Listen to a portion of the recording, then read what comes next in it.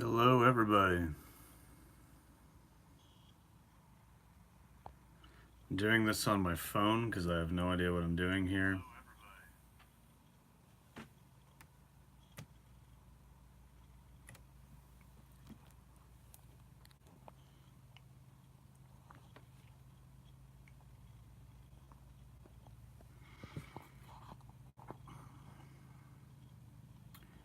Well, I'm trying to get a good rotation here.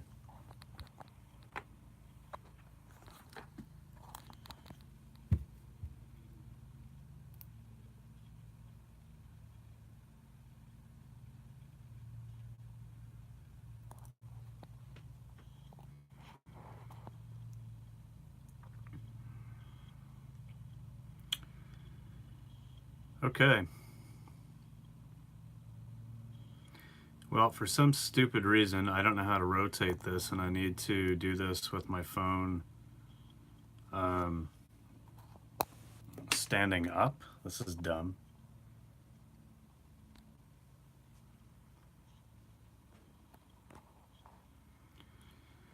I'd much rather this be in landscape mode, but for some reason this is in portrait mode.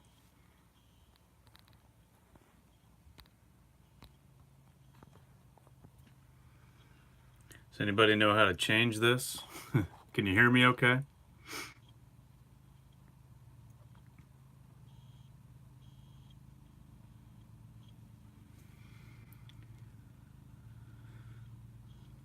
Type something in the chat, please, if that's good to know you can hear me. So I'm doing this on my phone, but I've got my laptop open to my channel so I can read the comments that way. My camera on my laptop is pretty bad, so that's why I wanted to do it this way, but I don't know how to switch the view, you know what I mean? Like, it doesn't make any sense. I really wish I could flip the screen. When I turn it, it says orientation is locked, rotate device back. Does that make any sense? Because I don't know what that means.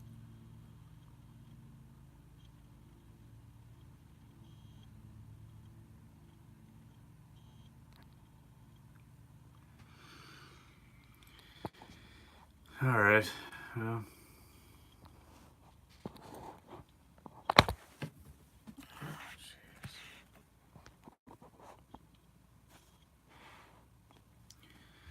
looks like we're in portrait mode. Yeah, it's an iPhone, Dan.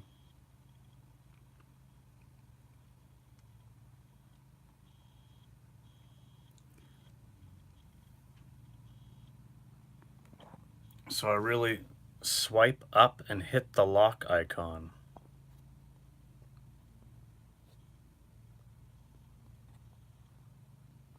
I don't know what you mean.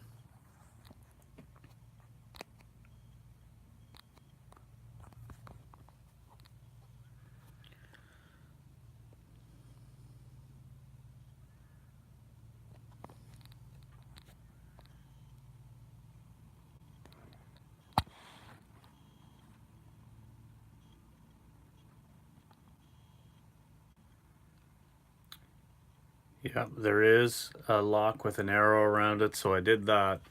For some reason, it still shows on my screen here on my laptop that it's in, like, now it's showing me sideways on the screen. That doesn't make any sense.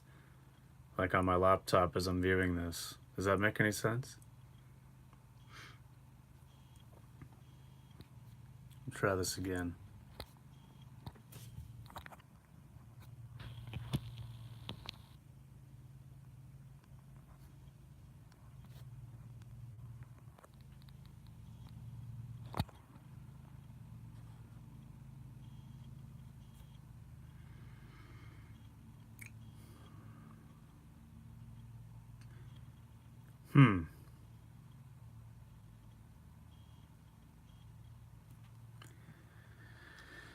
Well, I knew I'd find a way to screw this up.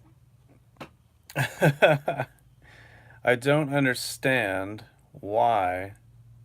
So it says portrait orientation lock is on. Okay, so then I'm in portrait mode, so all right, fine. But are you watching this on your phone or on a computer? Because right now, as I'm filming this in portrait orientation in up and down mode, that's how it shows on my laptop. But if I want to, lock is now off, so that's cool. But it says orientation is locked. That's so stupid.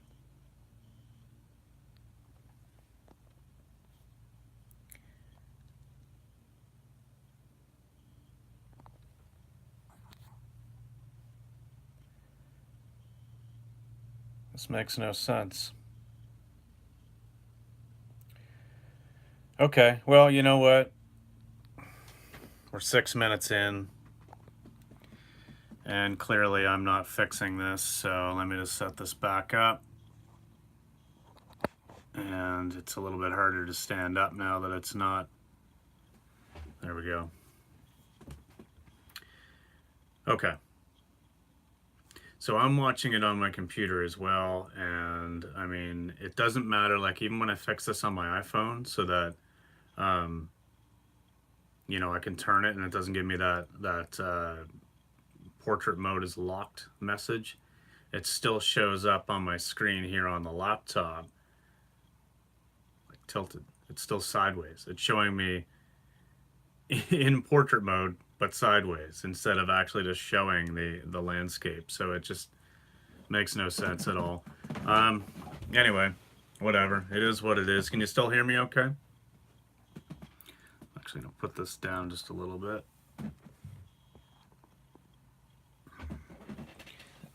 So just let me know if you can still hear me okay. Now that it's resting differently, it may actually be kind of okay. I was scared that it was maybe blocking out some of the like, because where the mic is down where you plug in your thing. Well, that's where it's sitting now. So I was hoping that it hadn't muffled it, but what do you do? What do you do? So I got to figure out how to stream not in portrait mode. So there's a task for me to do for next time, I guess. Oh well. So this is it. I guess it's just me and you so far. Thanks for popping by, man. I appreciate that. In the meantime, I think that I believe that Michelle may be stopping by. Good friend. I did give the link to Chris at Plant Based Runner. Even though he's not a patron, he's a longtime supporter and friend of this channel, as well as Byron Murphy. So Byron, who may be like the most popular YouTuber who doesn't create his own content. That guy's everywhere. Um, okay, Chris just messaged me. I see that he appreciates it, but he'll have to check it out later. He's busy. So looks like it's just the two of us for now, man. I don't know. I didn't really have a whole lot planned for this. So I didn't really know like what we might want to chat about. It's just kind of a free for all. And since we wasted like 6.5 minutes on me trying to figure out how to actually film myself, I don't know. Anything on your mind? Oh, I guess I'll show you. Obviously, you can see it now, but I love this shirt from Anti-Carnist. It's a little bit in your face, but I really do like this. So I'm kind of repping them, giving them a little shout out today. Not your body, not your milk, not your choice. I like to wear this when I'm out grocery shopping. People in the dairy section of the grocery store tend to look twice at this one. Yeah. Studying what the shirt design was. Yeah. So Anti-Carnist, they have some pretty cool designs. I like one of them recently is Death in my metal, not in my meals. I like that because I like metal music, so that's that was kind of a good one. But I don't know. I like having a variety of vegan gear, like whether it's different shirts or maybe a hat or something like that. Um, I don't want to go too overboard with it, but at the same time, it's kind of cool. Like when you're checking out in a grocery line or something, and you've got something written on the back of your shirt, and so the people behind you are getting a vegan message. Um, it's it's not overly in your face, but it's still there. Like it's you can't not notice it. So I like that. But yeah, so I don't know, man. It's do people ever approach me and chat about veganism?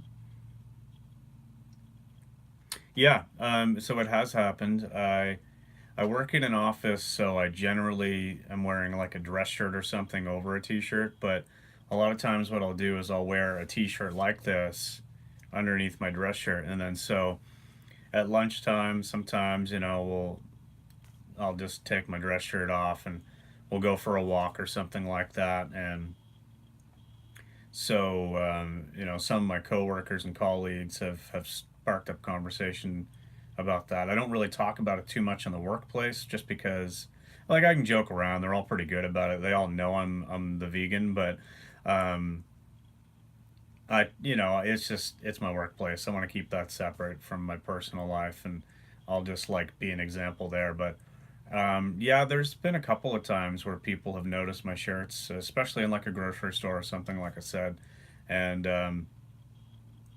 they've been like, "Oh, wow, I like your shirt" or something like that. Actually, there was this one time, there was a girl, young woman, who was pushing her cart around. She saw me in the grocery store. I was wearing my Action for Animals Defend Animals shirt. So it just says Defend Animals, and then it's like a profile of like an AK-47 or something. And yeah, so it's a little bit aggressive, but it just says Defend Animals. Doesn't say anything about veganism or anything like that.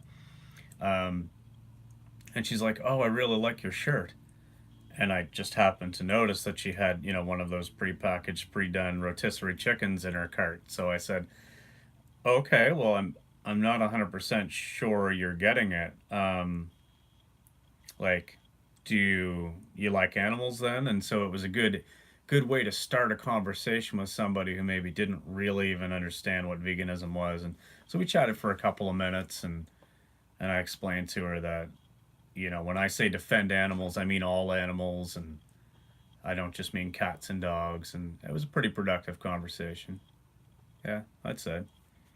I live in a pretty small area. If I lived in like a larger city or something, there'd probably be more opportunity for conversations like that. But I don't know. That's about it. So you say that when you wear your V Gang or Sea Shepherd shirts, that sparks up some conversation. Yeah, I would like to, yeah, to be able to engage off the back of clothing for sure. It's a way to just be actively,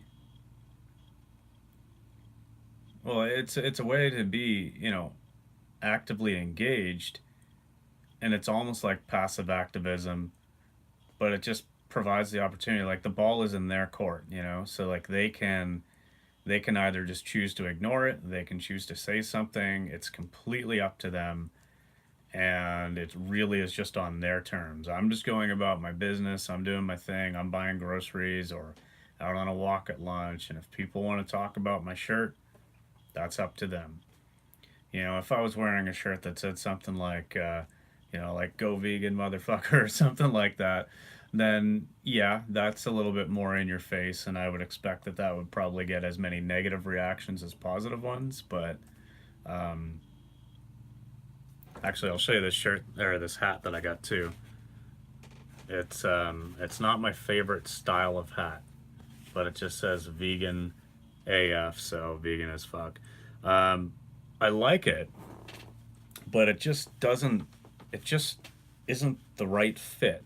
Like it's a one size fits all, and so I don't know. It's just like, just maybe my head's too small or too narrow or something, but it just seems like it doesn't really fit well. So I was thinking I might do like in an actual public live stream, I might just do like a giveaway for that. I've only ever worn it like once, so I might just do a giveaway and yeah. But I was wearing that one time when I was just stopping for gas, and I went inside to pay for my gas, and I was wearing that. And it was a young guy working, you know, probably like 16, 17. He's like, "Oh, you're vegan?" I was like, "Oh yeah, yeah." Like I forgot I was wearing the hat, and I was like, "Yeah, yeah, I'm vegan." He's like, "Yeah, I grew up on a farm. Participate in that." He's like, I understand where you guys are coming from, though. I do, but man, I'm just completely opposite side of the spectrum. I was like, oh yeah, right on. I mean, you know, and I think in cases like that, it just goes to show how even if somebody's like clearly never going to go vegan or anything, it's still good just to get the word out. Like even just seeing the word vegan makes people think, because until a few years ago, before I went vegan, like especially in this small rural area, I just like never saw the word, never even heard it. Like most people have no idea what vegan even is. So if they see the word, it helps to kind of normalize it. And yeah, yeah, it's a good point. Just go about my business. It's passive activism, and they can engage or not. But so yeah, what do you got going on today, man? Did you get out for a run today? I haven't been really all that active on YouTube watching any videos or anything. So if you've already uploaded and I missed it, I apologize. But let me know if you went out for a run. I'm gonna have a bite of this. It's kind of like a homemade granola bar. Jamie made this. It's got like some puffed rice, peanuts, a bunch of other ingredients in there, but the texture, the consistency came out kind of like a mix between um, a Rice Krispie square and a Cliff bar. It's kind of a nice medium mix, but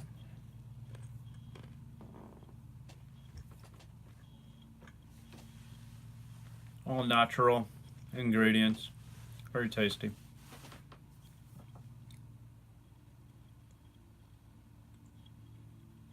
It's healthier than Cliff. It's way healthier than Cliff. No soy protein isolates and stuff. Um, I got my long run tomorrow, so we'll do a casual jog later to make sure everything's in order. Yeah, man, that's all you can do. Just usually I always do my long runs on Sunday as well. It makes sense for me. I work Monday to Friday, so end of the week. And Saturday is usually just a little shakeout. So yeah, that's cross, man. Hopefully you're feeling good there with your leg.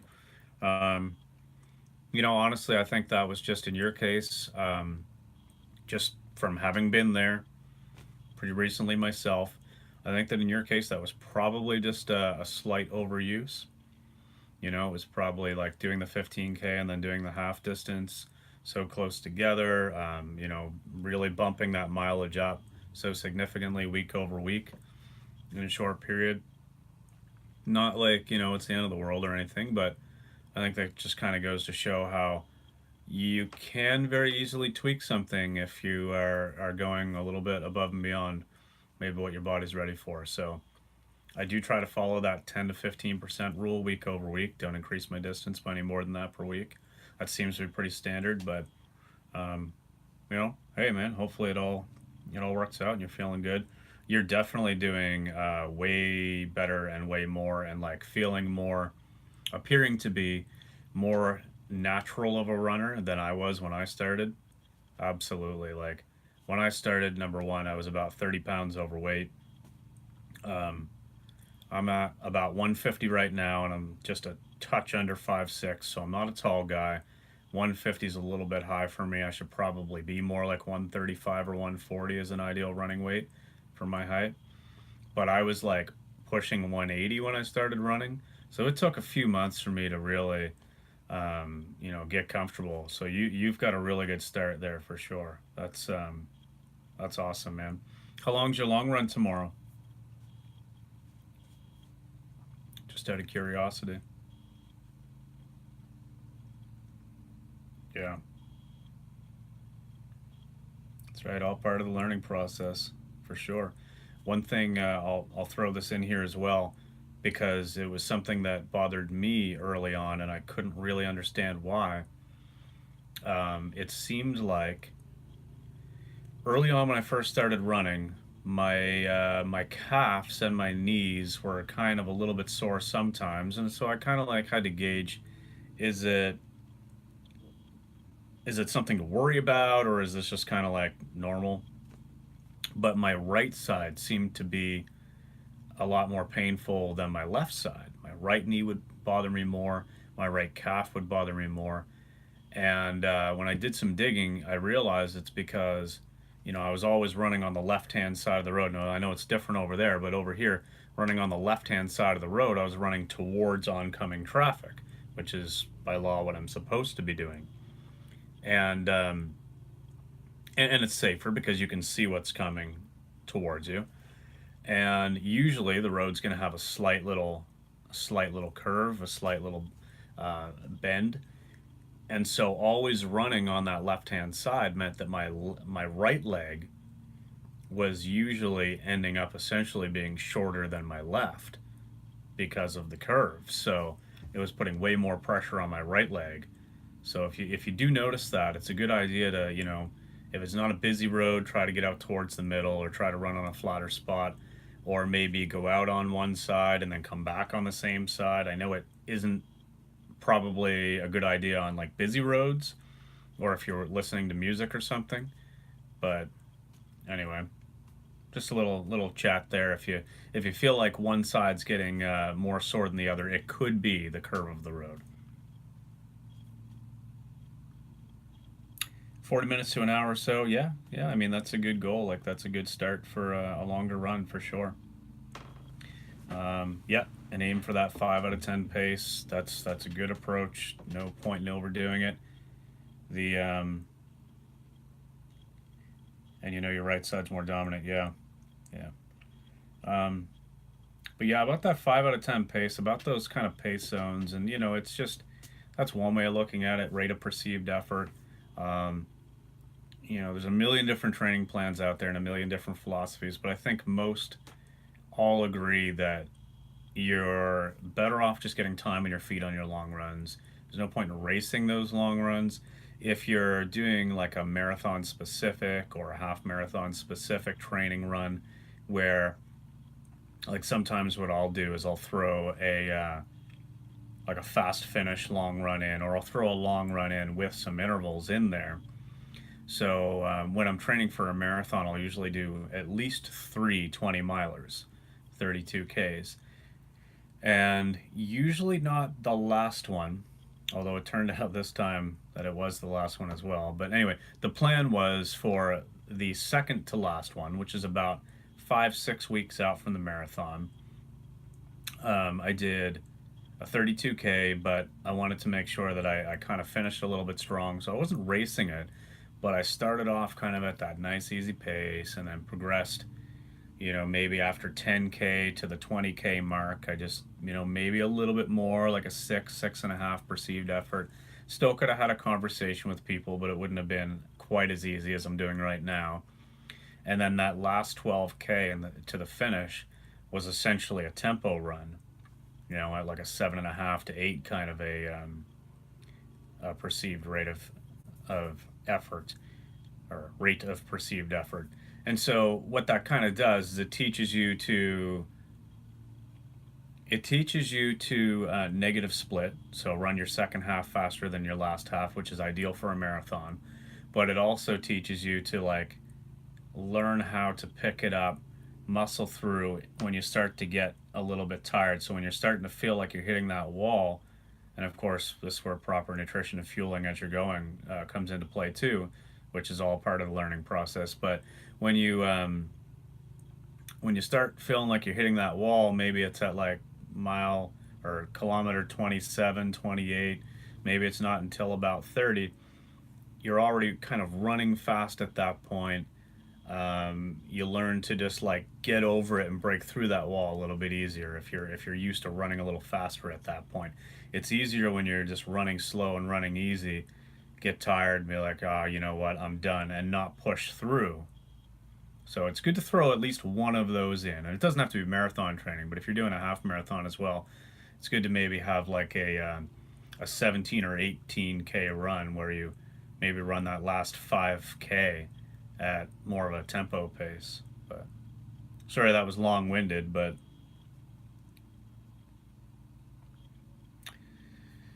another bite of this bar. I catch my breath from all that.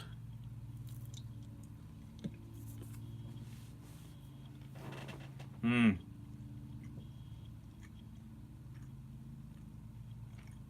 Yeah, it is Strava's fault.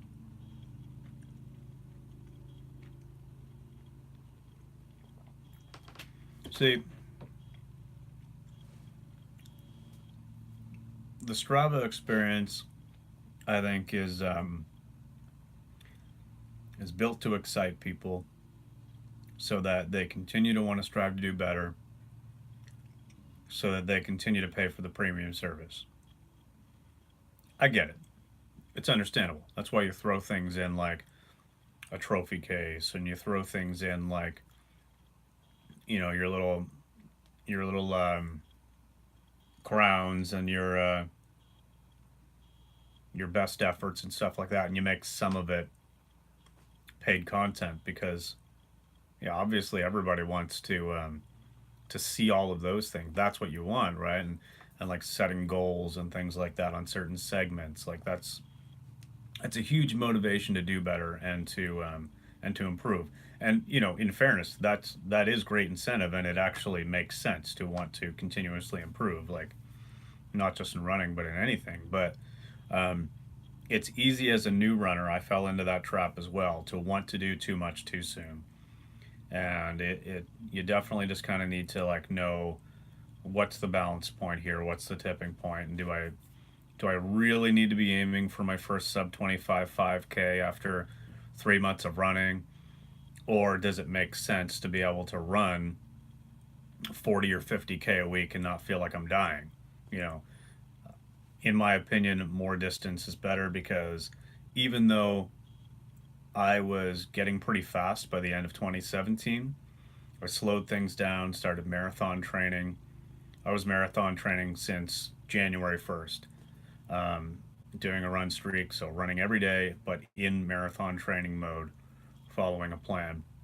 And just by increasing my mileage, not even necessarily, I don't think, because of all the hard efforts and workouts. I think just increasing my mileage to a consistent like 60 to 70 kilometers a week, I started seeing like significant speed increases. Like, because you're just building strength. You're building strength, you're building balance, you're making your form is huge. Your biomechanics is a massive factor in all of this. So just by getting your form right, getting your cadence right, that all this kind of comes naturally when you're running more, and then from there you just naturally get faster because you're doing things more efficiently. So yeah,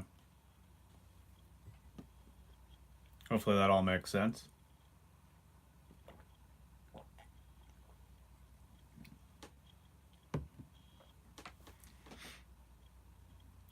So this is why YouTube has been a game changer. Yeah, and engaging with, yeah. Didn't really have any idea what I was doing except running quicker and further. Yeah, and you know what? When you're new at anything, I don't think there's really any like, there's no better thing you can do but just figure out what have people done before you, you know? Um, and yeah, it was huge for me too to get into watching running channels. Mostly my YouTube experience, I started my channel like 4 years ago, and you know, it was mostly me just like giving my thoughts as a new vegan about vegan stuff. And I watched some of my old videos and I'm like, oh, this is pure garbage. I watched other of my old videos and I'm like, oh man, this is amazing, but what a waste because I had no audience.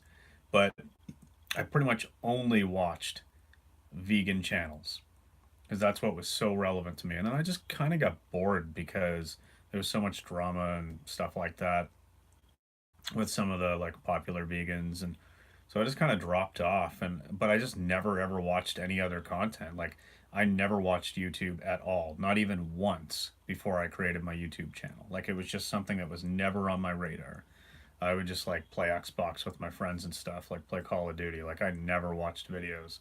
So then when I got into running, I realized, well, I need to have some relevant community here with this as well. Like it only makes sense to start watching other YouTubers, and um, for me, it made sense to watch other vegan runners, or at least like mostly plant-based runners. People like Sage Canaday, VO2 Max Productions. If you don't follow him already, here, let me type this in. You probably do, but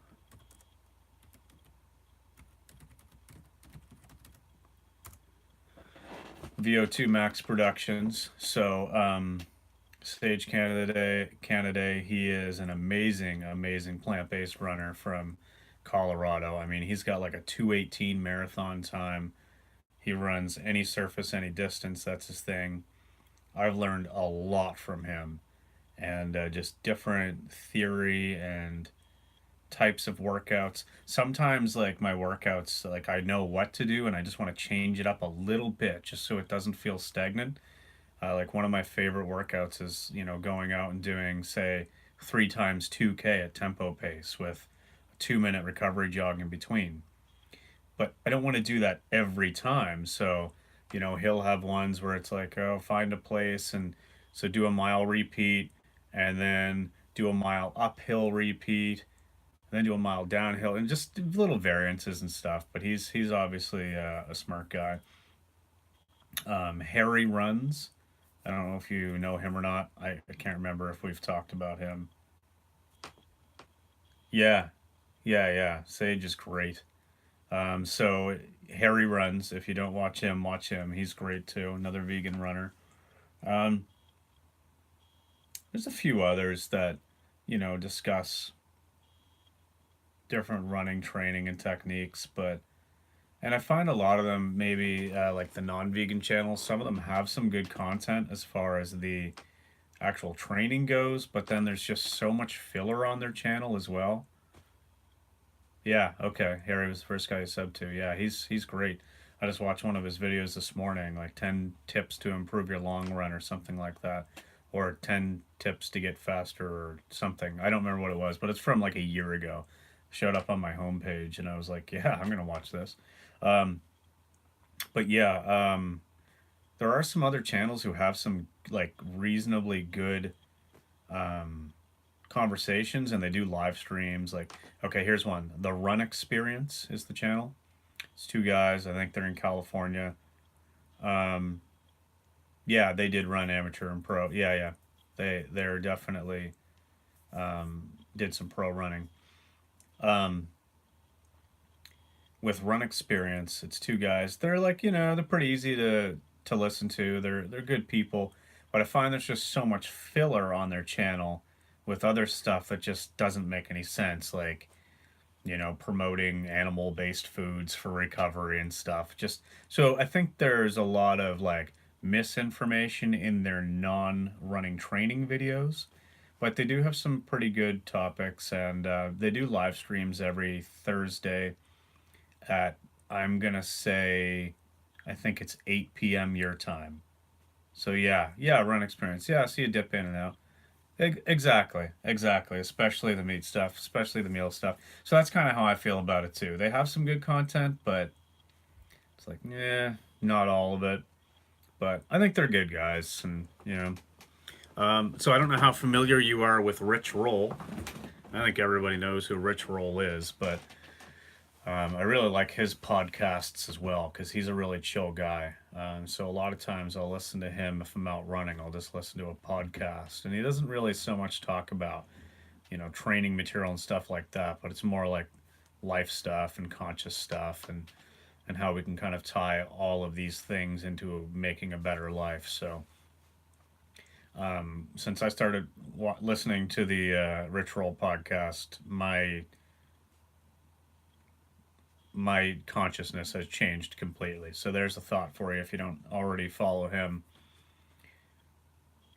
Man, I gotta keep eating this bar. Sorry, this wasn't supposed to be like one of those mukbang or mukbang videos, but this is too good.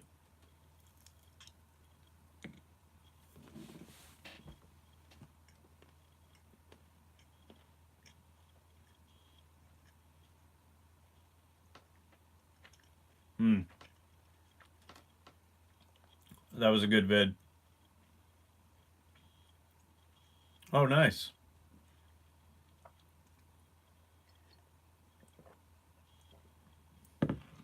Yeah, that's awesome.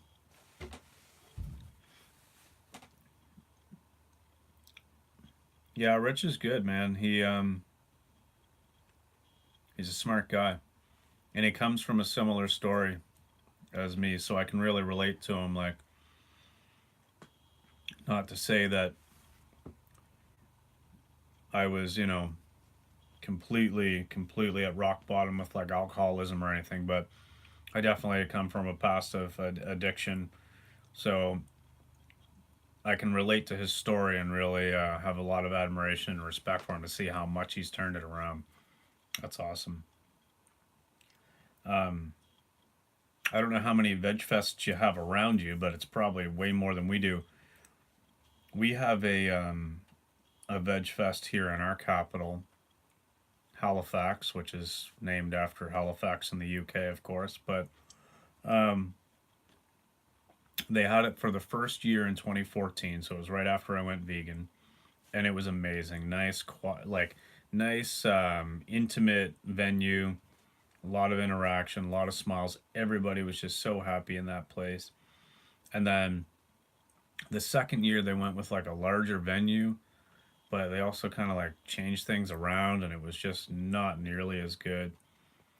And then they didn't have it the third year, but now they're bringing it back this year, and it's next month. So I'm hoping I can go to that. But I'm afraid that it may fall on the same weekend that I need to head to Chicago for work. So here's hoping I don't miss it. But on the flip side, if I get to go to Chicago, I'm going to be able to hit up some good vegan restaurants. So, you know, win win. Yeah, expensive to attend.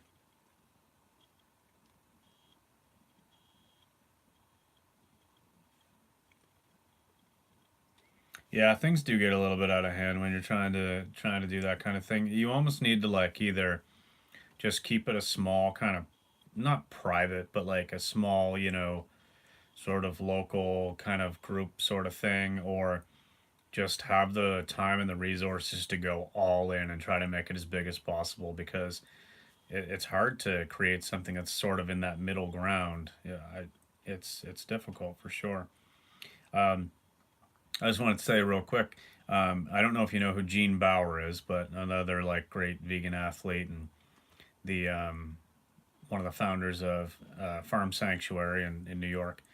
I met him at that first Veg Fest, but since I was so new to being a vegan, I had no idea who he was. So I was there talking with my friend Ashley. Yeah, Gene Bauer, he's awesome, man. Like he's a brilliant guy. Um, so I was talking to my friend Ashley, who I had just met online, just started talking to a little bit, and we were gonna film like a little collaboration video at VegFest. And so we're there, we're getting ready to do this, and this guy just comes up and he starts talking to Ashley and just chatting, and I'm just kind of like, waiting for him to leave because I don't know who he is, right? And they're just chatting it up, and to be honest, I'm getting a little bit annoyed because I just want to do the thing, right?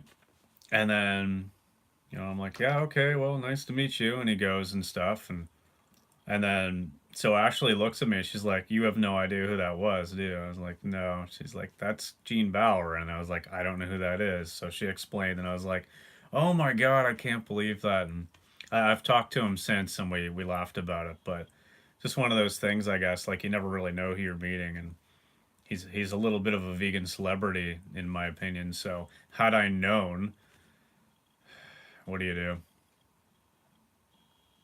He's a cool guy though. He's very very engaged with. Oh, nice. Yeah, man, Patrick. Yeah, he's cool. Just thought he was a Wolverine lookalike. Yeah, like a tank Wolverine. It's amazing though, because you see some of these guys like Patrick and Paul at Hench Herbivore. Subscribe to him if you haven't already. He's an awesome guy. But you see some of these guys, and they're just like, they're absolute beasts. Like they're tanks, but they're just like they're so like nice people. That you would think that okay, these guys are like probably maybe a little bit aggressive or at least like loud and in your face a little bit, but no, they're just like gentle, nice guys, and sure they can put on the show for the camera and like, flex the guns and have biceps up to here, but really they're just like quiet, soft-spoken, humble people. That's really cool. I like seeing that.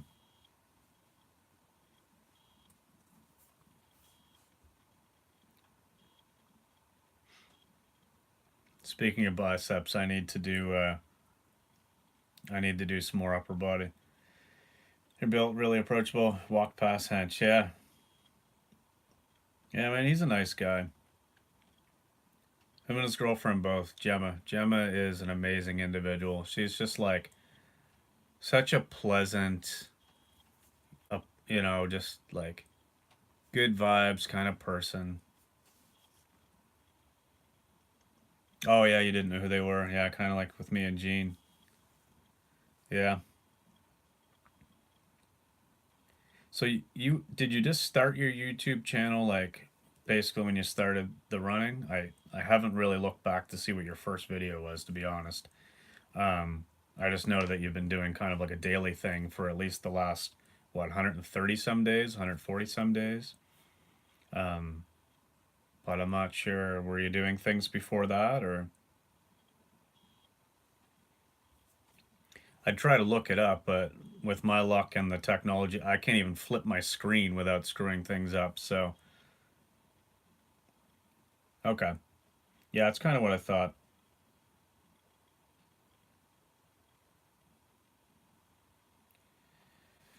So you started running.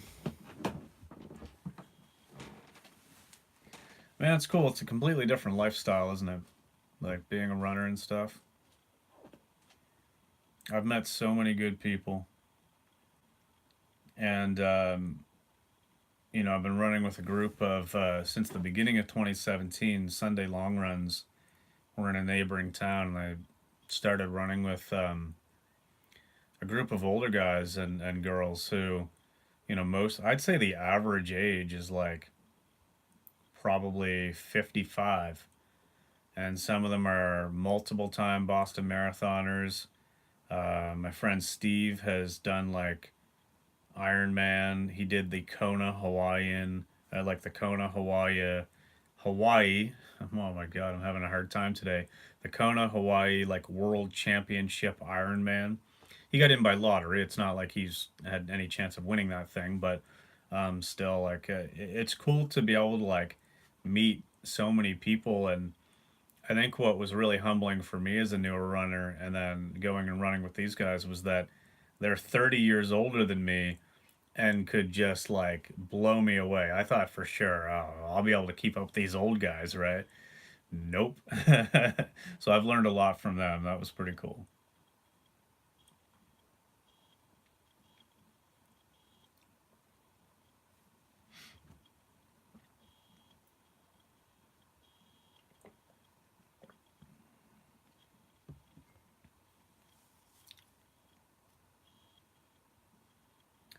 Yep, for sure. We have a track in one of the neighboring towns. And I'd like to go and do some good track workouts, like some good like actual 400s and 800s on a track, so it's easier to keep track of where you are in your interval.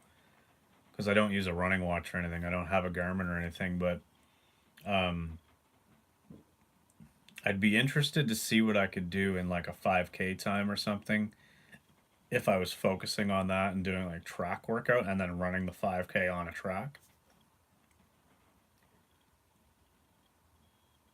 But I like the trail. It's just like the rail to trail. So I like having that handy. Oh, you need to be in the club. That sucks. Yeah, I mean, I get it. Like, I get why there's some exclusivity, but it does kind of suck.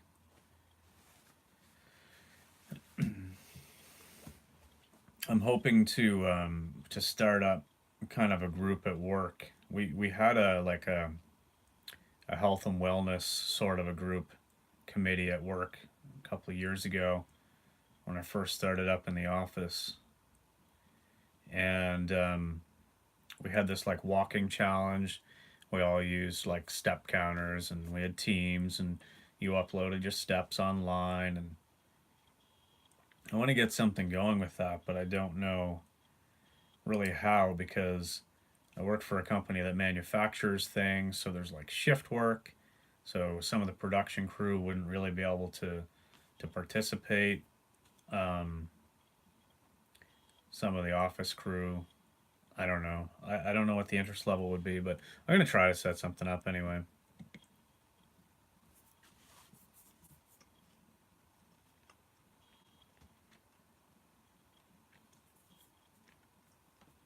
Oh, nice.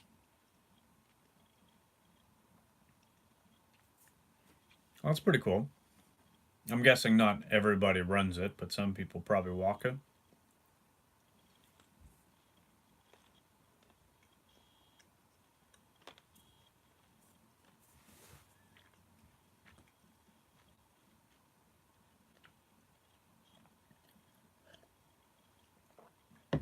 Yeah, yeah. People make excuses when it rains. Yeah, I mean, there's like three other guys that we pretty much we walk at lunch pretty much every day. Now it's usually because the three of them are going to the grocery store and they're buying their lunch because they're too lazy to brown bag it. Um, but yeah, that's about a mile. So there's a few people who walk, but I think it's more just out of like necessity and not really because they really even want to. So yeah, they make excuses too. If it's even like slightly not good out, especially in the winter time, right? Like, oh, it's a little too cold. I don't want to go out there. Or I saw a couple flurries. I'm not walking in that. But I agree. It is a good reset before the afternoon. I love walking at lunch. If I don't do it, I just feel like I've just been cooped up in the office too long, and like I'm up all the time just walking around or stretching. Luckily, I don't have a job where I need to be at my desk to like answer a phone like in a call center or something. So I can, get up and move around a little bit. But I've run at lunch a few times too, like, gone out for a 5K or something like that. But I don't like getting too sweaty and then heading back to the office because we don't have showers or anything. So I have to like either keep it kind of really easy or I don't know, suffer through kind of being a little bit sweaty for the afternoon. But yeah, grabbing some fresh air, get moving. Exactly. And it's amazing how even just that little bit, even if it's just like a 20-minute walk or something like that, makes a makes a big difference. Yeah. Now, one thing, there's a possibility that we're going to be moving and buying a house. I'd like to buy in the next couple of months, but there's a possibility that one of the places that's on the market right now is kind of a good distance to like commute by running. So maybe not in the morning on the way in, but then I could have like about a 5K commute home like that I could run. So I could just keep running gear at work and then run home most days, and then that could be my run, right? Unless I'm trying to do something kind of more specific, and I can change things up. But I can pretty much do 5K a day um, without too much difficulty if I'm just keeping it easy. So I think that would be a good incentive for me to even when I'm not like really training, to just keep a good base mileage going. Like I'd like to not dip down. I've recovered a lot over this last few weeks since the marathon, but in general, I don't really like dipping down below, say, 30 or 40 kilometers a week. I like to have that as kind of my baseline. I feel better. I sleep better when I'm running that much. But have you noticed your sleep change since you started running? That's a good question for you.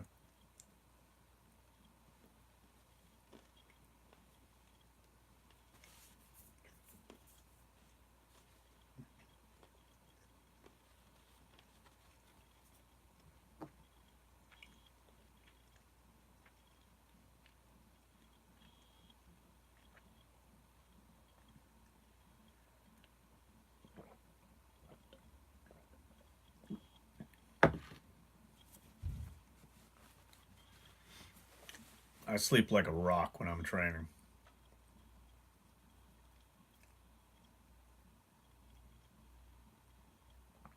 That's good. That's a good improvement. I always used to get somewhere around 7, I think. And I think I may have commented this on one of your videos, but I used to get somewhere around like 7. And then when I'm really in training mode, like once I've ramped up my mileage to like 60K or more a week, I can very easily get between like 8.5 and 10 hours a night. But I'm also usually going to bed at like getting in bed, maybe not with the intention of sleeping right away, but I'm usually getting in bed by like 8 o'clock, maybe 8:30, and then maybe I'm watching something on TV real quick, or I'm just playing on my phone, or I'm reading or something. But it really helps when you're going to bed that early, winding down that early, and then even if it is only like 9 o'clock by the time you fall asleep, sleep till like 5 or 6 in the morning. Well, there's your 8, 9 hours. Definitely feels like it's a more natural rhythm. I like getting into that rhythm.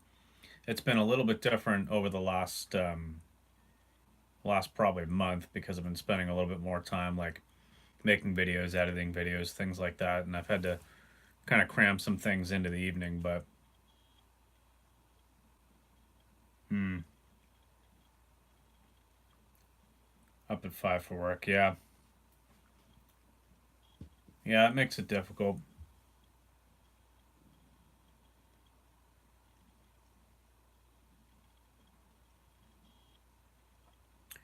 I My work day starts at 8 and I get off at 4:30, and I only live like right now maybe a 10 or 12 minute drive. So it's not too bad. Actually, if I were to run home from work, I mapped it out on Strava. If I ran home from work and kind of took a slightly indirect route that like followed the trail instead of the road, it would be about 18 kilometers. Um, a direct route driving, it's probably only more like 12 or 13 kilometers. So it's not too bad. I mean, if I wanted to, I can get up in the morning, I can go out for a run, be home, shower.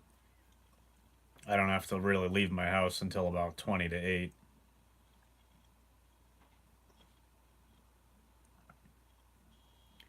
So that is a perk for sure.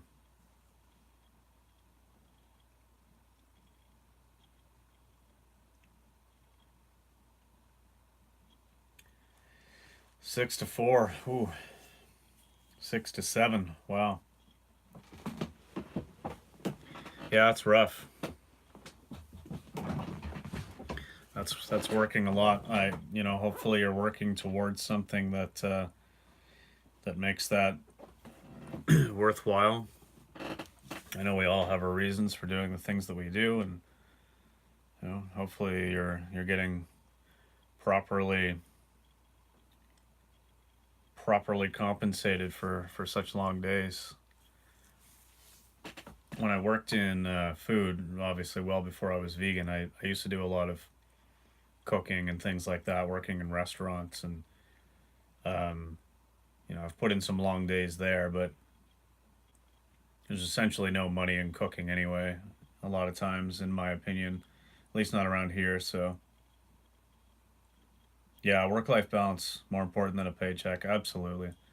I mean, I definitely agree with that because I value my time.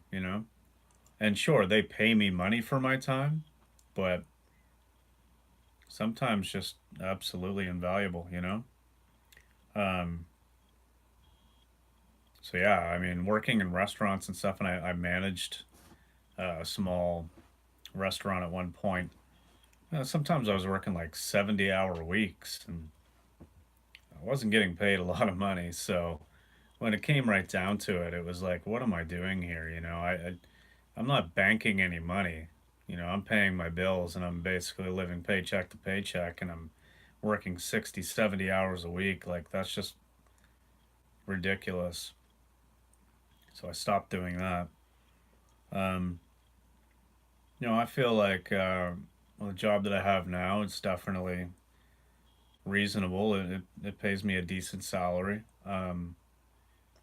But if there was an opportunity for me to work even less than I am, I say even less. I mean, I'm working a full-time job, but I would gladly work like 30 hours a week if I could, pay my bills and stuff like that off of that, because the other 10 to 15 hours or whatever it is, like, I could be out running or doing things to promote veganism, or actually making a difference in the world, whether it's for myself or others. I mean, it's still doing something instead of making some company rich. Yep. Mm, yeah, school setting. I have a fixed salary as well, but I'm luckily I'm in a position where uh, I'm not. It doesn't often require me to put in extra effort, and I do have like a remote VPN connection from home, so I can log into my work PC from home if I have to like do something or look something up for a customer, or really in a dire situation do something. Um, and there's a little bit of flexibility there. Like, I think it is a pretty good company to work for, so I'm able to, if I can say, hey, look, I had to work like 4 hours on Saturday, I was logged in doing this thing, then I can take those 4 hours. I mean, usually I'd only take like a couple or something, but if I really need to take that time back, my management team's pretty reasonable with that. They're like, well, yeah, I mean, we're getting paid salary based upon this many hours, so if you work extra and you got to take off this afternoon to go do something, I mean, go for it. So it is nice in that way for sure. I won't complain about it, um, but I would still work less if I could. I mean, yeah, yeah, reasonable and fair. I mean, that's all you can really be, I think. And if you find yourself in a position where things aren't reasonable and fair, well, is that a position you want to be in? And I've been in plenty of those where it's like, I'm not sure that this resonates with my lifestyle and who I am and what I want to be doing. So, not always easy to make a change, but you do it. Or you don't and you're stuck. I don't know. But I didn't go to school. Like, I don't have any post secondary education after high school. So um, basically anything that I've earned at this point has been just through accumulated experience. So there's certain jobs that I'm just not going to be able to get because I don't have the piece of paper that says that I'm qualified, even though clearly I would be. But um, so I won't be like too fussy if this current situation didn't work out and I needed to change and do something else. I mean, it's not like I'd be slinging too many demands around, but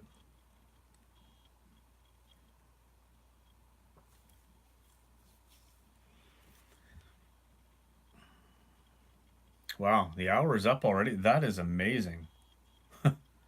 Yeah, because you needed the piece of paper, exactly. Yeah. And I'm not like super strict on, the 1 hour live stream. It took me 6 minutes to realize I was filming in this format. So yeah, I mean we can keep chatting, but it's just amazing how fast an hour goes by. Wow.